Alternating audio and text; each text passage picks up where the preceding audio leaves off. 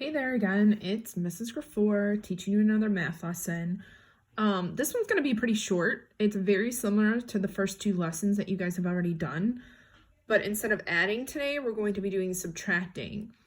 And at the top of this lesson, and if you're following along, if you have your math book, I'm on page 536.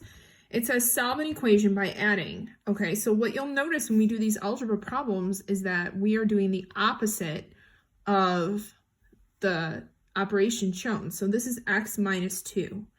Okay, now I know that you can do this mentally. I know that. This is just getting you into the habit for when we get into harder algebra problems, or we probably won't get to that this year, but next year for sure, that you know to solve a subtraction problem, you're going to add.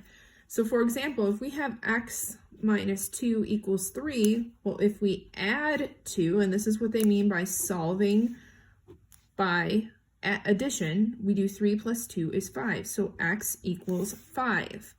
So 5 minus 2 equals 3. Okay, so that's kind of the method 2. That's the one I use. Okay, these big diagrams, I really don't think you need those. I just think you guys need the basic skill of using subtraction or addition to solve a subtraction problem. So if we go down to the got it's, and I use that method, and I know again that a lot of these we can do mentally. I understand that, but I'm going to use the method 2. So x minus 7 equals 4. I'm going to add 7. That cancels that out, and I'm going to add 7 here. Then equals 11, so x equals 11. Okay, same thing over here, y minus 6. I'm going to add 6 to this side, 14. So y equals 14. Now, the reason why I'm doing, both sides is because in algebra, just like when we do ratios and things like that, whatever you do to one side, you have to do to the other. But it just cancels out that one side where you have, these are opposites, so they equal 0, so we don't have to rewrite them. So 9 plus 5 equals 14, equals a. So a equals 14. Okay, so easy enough. I know you guys know that part, so I'm not trying to make this any more complicated than it needs to be. But let's look at the other side. Okay, so this is actually called the addition property of equality, which is kind of, can be confusing because we are subtracting, but that's what you have to do to solve subtraction problems. You have to add. The same way when we solve addition problems, we have to subtract. And when we get into multiplication and division, it's the same thing. So I want to look at this problem because it's super important, this part of the lesson, that you know how to set up your problem, especially with subtraction, because you cannot flip-flop them like addition, and we're going to see why. So at age 25, German Titov of Russia was the youngest person to travel into space. This is 52 years less than the oldest person to travel into space, John Glenn.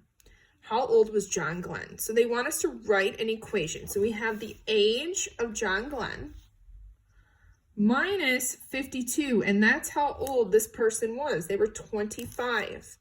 Okay, so we have A representing the age John Glenn was, because they don't tell us that in the problem.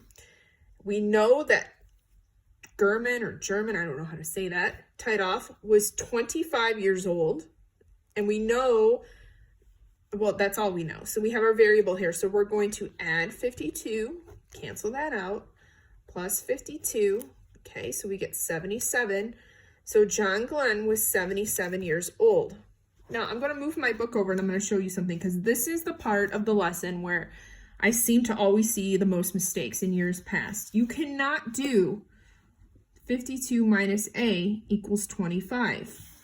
You can't do that. First of all, A would equal 27, okay? 27 is not 52 years older than this German dude was, okay? So we can't do that. So you have to make sure that you have it set up right. You can't flip-flop like addition. You can't do that, okay?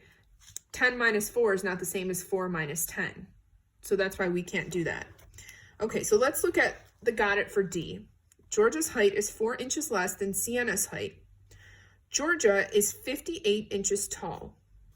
Write and solve a subtraction equation to find Sienna's height. Okay, so we don't know how tall Georgia is, but we know that she's 4 inches less than Sienna. I'm sorry, we don't know Sienna's height.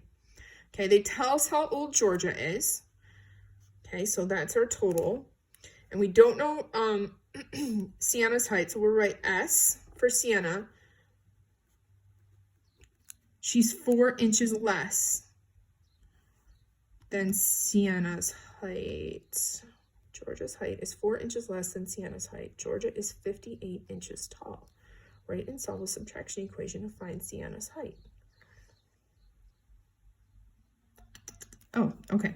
So I do have it set up right. Sorry, I just had a little blip there. Okay, so we're going to do add 4.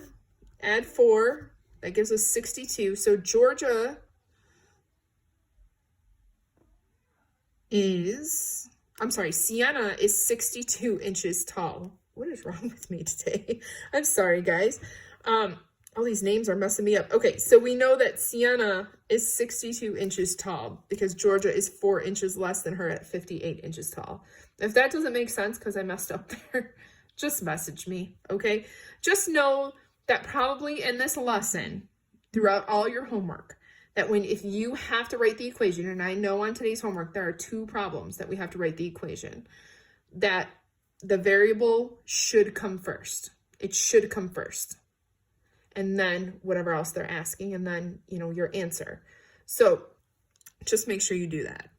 Okay, if you guys have any questions at all, let me know. You guys are rocking out math right now. I'm super proud of you. And I will see you later. Bye.